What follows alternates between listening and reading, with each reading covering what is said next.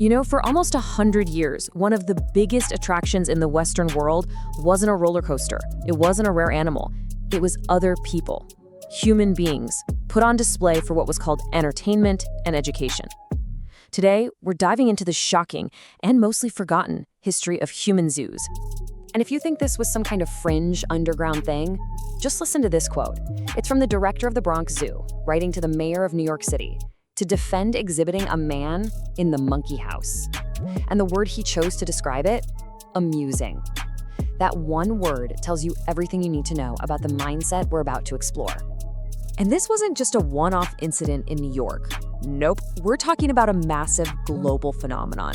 Major cities all across Europe and America were hosting these exhibits, and literally millions of people were lining up to see them. No, the fancy official name for them was Ethnological Expositions. But let's be real about what that meant. It was about taking people, often from colonized lands, and putting them in fake, primitive villages to perform for crowds.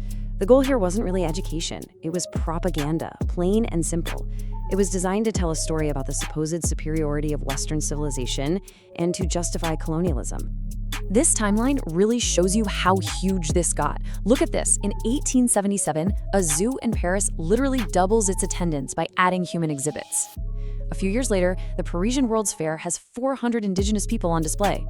It hits a peak in places like St. Louis in 1904, and get this, it lasted all the way until 1958. 1958, with a so-called Congo village at the Brussels World's Fair. To really understand the human cost of all this, you have to look at the individual stories. And there are few as heartbreaking, or as important, as the story of Saartjie Baartman. She became one of the most famous and infamous exhibits in all of Europe. Saartjie was a young woman from South Africa. She was taken to London and Paris and put on display, given the cruel stage name Hottentot Venus. And the whole spectacle, the entire reason people paid to see her, was centered on her body, which was presented to European audiences as some kind of bizarre, savage curiosity. And this is where the story takes an even darker turn, because it wasn't just about spectacle. It was about weaponizing science to dehumanize her. After she died, a very famous scientist at the time, Georges Cuvier, dissected her body, and his so-called scientific conclusion? That her anatomy proved she was closer to an ape than a human. This wasn't just an opinion. It was presented as scientific fact, used to justify racist ideas for years. The injustice didn't even end with her death. For decades, her skeleton and other remains were kept on display in a museum in Paris. It took 187 years in a direct appeal from Nelson Mandela's government in South Africa before her remains were finally sent home for a proper burial in 2002. Okay, now let's jump forward nearly a century after Saartjie's story began, to America. A similar horrific situation unfolded, but this time, something was different. This case lit a fire, sparking one of the first major public protests against these exhibits, led by a community that flat out refused to stay silent. His name was Oda Benga. He was a young man from the Congo who had survived unspeakable brutality under the Belgian regime, only to be brought to the United States and put on display. In September of 1906, he was put in a cage in the monkey house of the Bronx Zoo, right alongside an orangutan. Just look at the words from the actual sign on his cage. Age, heights, weight. It reads like a tag on a piece of cargo or an inventory for an animal. That language isn't an accident. It's cold, it's clinical, and it was a deliberate choice to strip him of his humanity and present him as nothing more than a specimen. But this time, people fought back. Hard.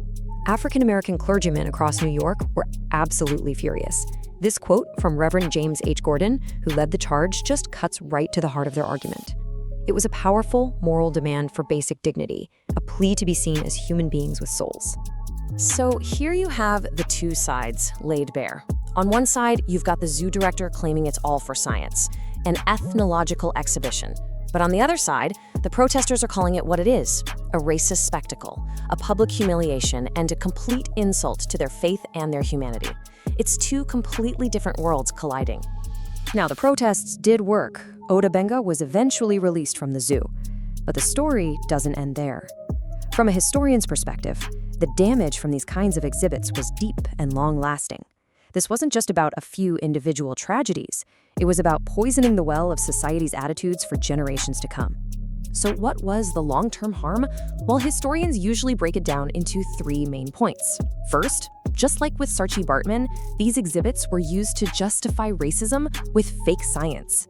Second, they reinforced colonialism by making it seem natural and right to dominate other people. And third, they created these incredibly painful and lazy stereotypes that, frankly, we're still dealing with today. When you boil it all down, the moral case against these exhibits is just overwhelming. This was a profound ethical failure on every level.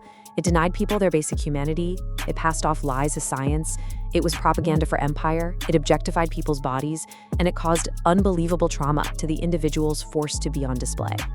So it's really tempting to look back at all of this and think, wow, that was a barbaric, closed chapter of history. Glad that's over. But is it really over? Or do echoes of the human zoo still linger today? And you're not going to believe this, but as recently as 2005, a zoo in Germany set up an African village where people were paid to live in huts and perform for visitors.